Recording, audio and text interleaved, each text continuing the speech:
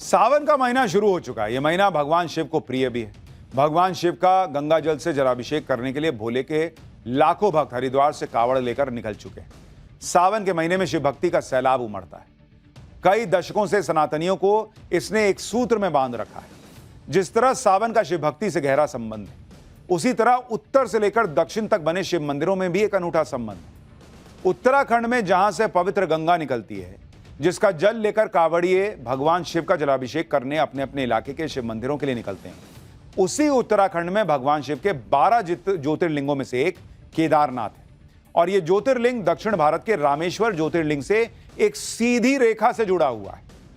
केदारनाथ और रामेश्वर ज्योतिर्लिंग देशांतर रेखा यानी लॉन्गिट्यूड पर 79 डिग्री पर मौजूद है। लॉन्गिट्यूड क्या होता है, इसके बारे में आगे बताऊंगा।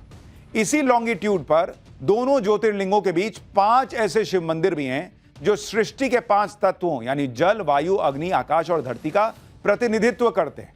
यह महज संयोग नहीं है कि ये सातों शिव मंदिर एक साथ एक ही कतार में देशांतर पर है।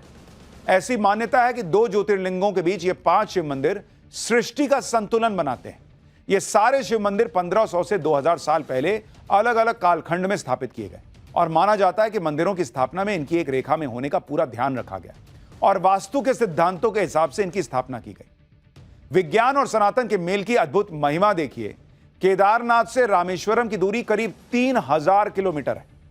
ऐसा नहीं कि अगल बगल मंदिर हैं कि बन गए एक लाइन में। 3000 किलोमीटर की दूरी है और उसमें 7 शिव मंदिर एक ही देशांतर रेखा पर 79 डिग्री पर स्थित है।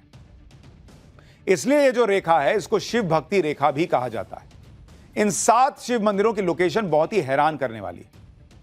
भाई ये तो सभी जानते हैं कि धरती गोल है और पूरी धरती पर किसी भी लोकेशन का सही से आकलन कैसे किया जाए, इसके लिए रिसर्चर्स ने, वैज्ञानिकों ने धरती को काल्पनिक रेखाओं में बांट दिया। वर्टिकल लाइन जो होती है उसे देशांतर यानी लॉन्गिट्यूड कहा जाता है और जो हॉरिजॉन्टल रेखा होती है उसे अक्षांश यानी लैटिट्यूडनल लाइन कहा जाता है। तो आप जो इस तस्वीर में देख रहे हैं कि ऐसे आप धरती को देख रहे हैं, तो जो ऐसे सीधी सीधी रेखा गई है वो अक्षांश है और जो आप ऐसे सीधी ऊपर लंबी लंबी रेखा देख रहे हैं उसको देशांतर कहा गया है। धरती गोल है जिसे 360 डिग्री कहते हैं। इसी तरह से 360 काल्पनिक देशांतर रेखाएं बनाई गई हैं, यानी हर एक डिग्री पर एक देशांतर रेखा। इस तस्वीर में आप देख सकते हैं कि भारत की लोकेशन जो है वो 60 डिग्री से 90 डिग्री की देशांतर रेखा के बीच आती है। जरा एक बार यहां दिखाइए, मैं आपको दर्शकों को दिखाता हूं कि किस तरह से मैं आपको बता रहा हूं कि ये जो लोकेशन है इसको अगर आप देखेंगे तो आप ये जो ऐसी लंबी लंबी लाइन देख रहे हैं इसी को देशांतर कहते हैं और ये जो ऐसे पैरेलल लाइन देख रहे हैं इसको अक्षांश कहते हैं।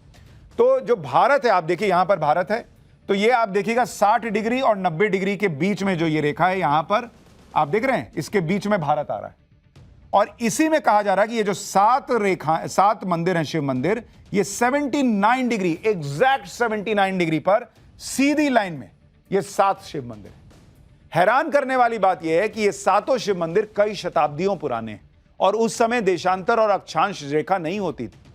मतलब तब वैज्ञानिकों को नहीं पता थी, लेकिन सनातन की आप ताकत सोचिए कि तब भी इतना ज्ञान था और फिर भी 79 डिग्री पर सीधी रेखा में ये 7 मंदिर बना लिए गए।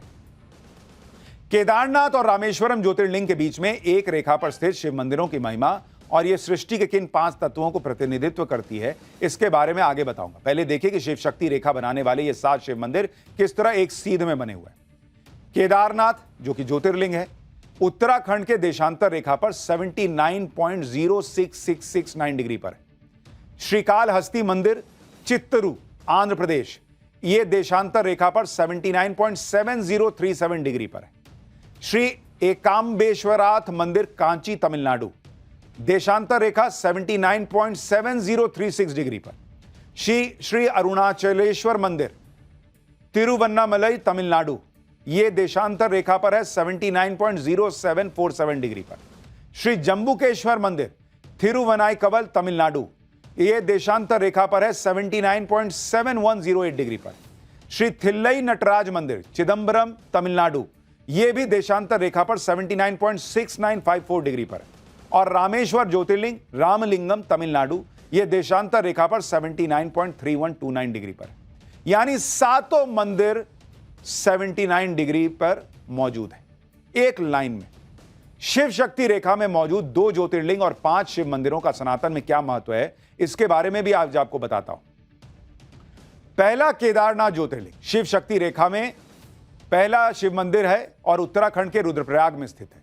केदारनाथ ज्योतिर्लिंग पौराणिक कथाओं के मुताबिक केदारनाथ की स्थापना महाभारत काल में हुई थी। दूसरा है श्रीकालहस्ती मंदिर, यह आंध्र प्रदेश के चित्तूर में है। श्रीकालहस्ती मंदिर को पंच तत्वों में वायु का प्रतिनिधि माना जाता है। इसकी स्थापना भी 5वीं शताब्दी में विजयनगर साम्राज्य के दौरान हुई। तीसरा है एकाम्बेश्वर नाथ मंदिर, तमिलनाडु के कांचीपुरम में। इसको लेकर मान्यता है कि भगवान शिव के क्रोध को शांत करने के लिए यहां देवी पार्वती ने शिवलिंग की स्थापना की और तपस्या की। इस शिवलिंग का पंच तत्वों में धरती का प्रतिनिधि माना जाता है। इस मंदिर की स्थापना 7वीं शताब्दी में हुई और मौजूदा मंदिर को 9वीं शताब्दी में चोल राजाओं ने बनाया। चौथा है अरुणाचलेश्वर मंदिर, तमिलनाडु के तिरुवन्नमलाई में है। यहां स्थित शिवलिंग को अग्नि तत्व का प्रतीक माना जाता है। इस मंदिर की स्थापना 7वीं शताब्दी में हुई और 9वीं शताब्दी में चोल राजाओं ने इसका विस्तार किया। पांचवा है जम्बुकेश्वर मंदिर, तमिलनाडु के थिरुवनाईकबल में। यह जल तत्व का प्रतीक माना जाता है क्योंकि इस मंदिर के गर्भगृह में जलधारा बहती रहती है। यह मंदिर करीब 1800 साल पुराना है। छठा है थिल्लई नटराज मंदिर, तमिलनाडु के चिदम्बरम शहर में है। मौजूदा मंदिर को 10वीं शताब्दी में चोल राजाओं ने बनवाया था। और सातवां है रामेश्वरम ज्योतिर्लिंग। पौराणिक मान्यताओं के मुताबिक रामेश्वरम ज्योतिर्लिंग की स्थापना त्रेता युग में भगवान राम ने समुद्र पार करने से पहले की थी। इधर शिव भक्त कांवड़ यात्रा में उमड़े, उधर बालाजी के भक्त बागेश्वर बाबा की भक्ति का लेटेस्ट अवतार भी सामने आ गया। बागेश्वर धाम में इस समय अलग ही माहौल दिख रहा है। बागेश्वर बाबा की भक्ति का अलग ही रंग दिख रहा है। बागेश्वर बाबा का यह रूप आपने पहले नहीं देखा होगा। बागेश्वर बाबा जिस भी फील्ड में उतरते हैं तो कोई कमी नहीं छोड़ते। सनातन की पताका फहराने का संकल्प लिया तो कमाल किया। कभी बैट पकड़कर मैदान में उतरे तो वहां भी गेंद को बाउंड्री के पार भेजा। और अब बागेश्वर बाबा सिंगिंग के फील्ड में उतर आए। भक्तों के सामने हनुमान कथा करते हुए बागेश्वर बाबा कई बार भजन गाते हैं, लेकिन अब बागेश्वर बाबा ने अपनी आवाज में एक भजन रिकॉर्ड किया है। भक्ति से गहरा संबंध है। उसी तरह उत्तर से लेकर दक्षिण तक बने शिव मंदिरों में भी एक अनूठा संबंध है। उत्तराखंड में जहां से पवित्र गंगा निकलती है, जिसका जल लेकर कांवड़िए भगवान शिव का जलाभिषेक करने अपने अपने इलाके के शिव मंदिरों के लिए निकलते हैं, उसी उत्तराखंड में भगवान शिव के 12 ज्योतिर्लिंगों में से एक केदारनाथ है। और यह ज्योतिर्लिंग दक्षिण भारत के रामेश्वर ज्योतिर्लिंग से एक सीधी रेखा से जुड़ा हुआ है। केदारनाथ और रामेश्वर ज्योतिर्लिंग देशांतर रेखा यानी लॉन्गिट्यूड पर 79 डिग्री पर मौजूद है। लॉन्गिट्यूड क्या होता है इसके बारे में आगे बताऊंगा। इसी लॉन्गिट्यूड पर दोनों ज्योतिर्लिंगों के बीच 5 ऐसे शिव मंदिर भी हैं जो सृष्टि के 5 तत्वों यानी जल, वायु, अग्नि, आकाश और धरती का प्रतिनिधित्व करते हैं। यह महज संयोग नहीं है कि ये सातों शिव मंदिर एक साथ एक ही कतार में देशांतर पर है। ऐसी मान्यता है कि 2 ज्योतिर्लिंगों के बीच ये 5 शिव मंदिर सृष्टि का संतुलन बनाते हैं। ये सारे शिव मंदिर 1500 से 2000 साल पहले अलग अलग कालखंड में स्थापित किए गए और माना जाता है कि मंदिरों की स्थापना में इनकी एक रेखा में होने का पूरा ध्यान रखा गया और वास्तु के सिद्धांतों के हिसाब से इनकी स्थापना की गई। विज्ञान और सनातन के मेल की अद्भुत महिमा देखिए। केदारनाथ से रामेश्वरम की दूरी करीब 3000 किलोमीटर है। ऐसा नहीं कि अगल बगल मंदिर हैं कि बन गए एक लाइन में। 3000 किलोमीटर की दूरी है और उसमें 7 शिव मंदिर एक ही देशांतर रेखा पर 79 डिग्री पर स्थित है। इसलिए यह जो रेखा है इसको शिव भक्ति रेखा भी कहा जाता है। इन 7 शिव मंदिरों की लोकेशन बहुत ही हैरान करने वाली है। भाई ये तो सभी जानते हैं कि धरती गोल है और पूरी धरती पर किसी भी लोकेशन का सही से आकलन कैसे किया जाए, इसके लिए रिसर्चर्स ने, वैज्ञानिकों ने धरती को काल्पनिक रेखाओं में बांट दिया। वर्टिकल लाइन जो होती है उसे देशांतर यानी लॉन्गिट्यूड कहा जाता है और जो हॉरिजॉन्टल रेखा होती है उसे अक्षांश यानी लैटिट्यूडनल लाइन कहा जाता है। तो आप जो इस तस्वीर में देख रहे हैं कि ऐसे आप धरती को देख रहे हैं, तो जो ऐसे सीधी सीधी रेखा गई है वो अक्षांश है और जो आप ऐसे सीधी ऊपर लंबी लंबी रेखा देख रहे हैं उसको देशांतर कहा गया है। धरती गोल है जिसे 360 डिग्री कहते हैं। इसी तरह से 360 काल्पनिक देशांतर रेखाएं बनाई गई हैं, यानी हर एक डिग्री पर एक देशांतर रेखा।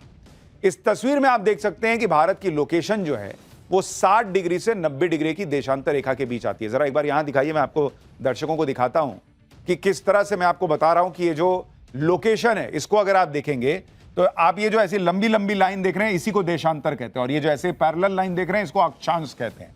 तो जो भारत है, आप देखिए यहां पर भारत है, तो ये आप देखिएगा 60 डिग्री और 90 डिग्री के बीच में जो ये रेखा है यहां पर आप देख रहे हैं, इसके बीच में भारत आ रहा है और इसी में कहा जा रहा है कि ये जो 7 मंदिर हैं, शिव मंदिर, ये 79 डिग्री, एग्जैक्ट 79 डिग्री पर सीधी लाइन में ये 7 शिव मंदिर हैं।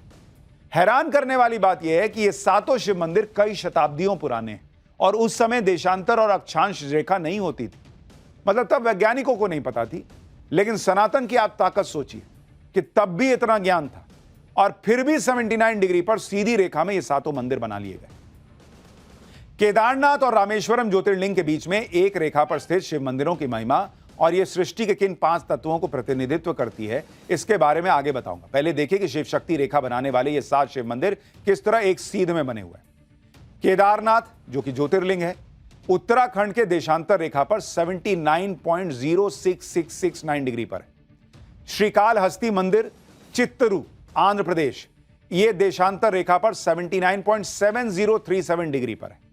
श्री एकाम्बेश्वराथ मंदिर कांची तमिलनाडु, देशांतर रेखा 79.7036 डिग्री पर। श्री अरुणाचलेश्वर मंदिर तिरुवन्नामलई तमिलनाडु, यह देशांतर रेखा पर है 79.0747 डिग्री पर। श्री जम्बुकेश्वर मंदिर थिरुवनाईकवल तमिलनाडु, यह देशांतर रेखा पर है 79.7108 डिग्री पर। श्री थिल्लई नटराज मंदिर चिदंबरम तमिलनाडु, यह भी देशांतर रेखा पर 79.6954 डिग्री पर। और रामेश्वर ज्योतिर्लिंग रामलिंगम तमिलनाडु, यह देशांतर रेखा पर 79.3129 डिग्री पर। यानी 7 मंदिर 79 डिग्री पर मौजूद है एक लाइन में। शिव शक्ति रेखा में मौजूद 2 ज्योतिर्लिंग और 5 शिव मंदिरों का सनातन में क्या महत्व है, इसके बारे में भी आज आपको बताता हूं। पहला केदारनाथ ज्योतिर्लिंग शिव शक्ति रेखा में पहला शिव मंदिर है और उत्तराखंड के रुद्रप्रयाग में स्थित है। केदारनाथ ज्योतिर्लिंग पौराणिक कथाओं के मुताबिक केदारनाथ की स्थापना महाभारत काल में हुई थी। दूसरा है श्रीकालहस्ती मंदिर, यह आंध्र प्रदेश के चित्तूर में है। श्रीकालहस्ती मंदिर को 5 तत्वों में वायु का प्रतिनिधि माना जाता है। इसकी स्थापना भी 5वीं शताब्दी में विजयनगर साम्राज्य के दौरान हुई। तीसरा है एकाम्बेश्वर नाथ मंदिर तमिलनाडु के कांचीपुरम में। इसको लेकर मान्यता है कि भगवान शिव के क्रोध को शांत करने के लिए यहां देवी पार्वती ने शिवलिंग की स्थापना की और तपस्या की। इस शिवलिंग का 5 तत्वों में धरती का प्रतिनिधि माना जाता है। इस मंदिर की स्थापना 7वीं शताब्दी में हुई और मौजूदा मंदिर को 9वीं शताब्दी में चोल राजाओं ने बनाया। चौथा है अरुणाचलेश्वर मंदिर, तमिलनाडु के तिरुवन्नमलाई में है। यहां स्थित शिवलिंग को अग्नि तत्व का प्रतीक माना जाता है। इस मंदिर की स्थापना 7वीं शताब्दी में हुई और 9वीं शताब्दी में चोल राजाओं ने इसका विस्तार किया। पांचवा है जम्बुकेश्वर मंदिर, तमिलनाडु के थिरुवनाईकवल में। यह जल तत्व का प्रतीक माना जाता है क्योंकि इस मंदिर के गर्भगृह में जलधारा बहती रहती है। यह मंदिर करीब 1800 साल पुराना है। छठा है थिल्लई नटराज मंदिर, तमिलनाडु के चिदंबरम शहर में है। मौजूदा मंदिर को 10वीं शताब्दी में चोल राजाओं ने बनवाया था। और 7वां है रामेश्वरम ज्योतिर्लिंग। पौराणिक मान्यताओं के मुताबिक रामेश्वरम ज्योतिर्लिंग की स्थापना त्रेता युग में भगवान राम ने समुद्र पार करने से पहले की थी। इधर शिव भक्त कांवड़ यात्रा में उमड़े, उधर बालाजी के भक्त बागेश्वर बाबा की भक्ति का लेटेस्ट अवतार भी सामने आ गया। बागेश्वर धाम में इस समय अलग ही माहौल दिख रहा है। बागेश्वर बाबा की भक्ति का अलग ही रंग दिख रहा है। बागेश्वर बाबा का यह रूप आपने पहले नहीं देखा होगा। बागेश्वर बाबा जिस भी फील्ड में उतरते हैं तो कोई कमी नहीं छोड़ते। सनातन की पताका फहराने का संकल्प लिया तो कमाल किया। कभी बैट पकड़कर मैदान में उतरे तो वहां भी गेंद को बाउंड्री के पार भेजा। और अब बागेश्वर बाबा सिंगिंग के फील्ड में उतर आए। भक्तों के सामने हनुमान कथा करते हुए बागेश्वर बाबा कई बार भजन गाते हैं, लेकिन अब बागेश्वर बाबा ने अपनी आवाज में एक भजन रिकॉर्ड किया है।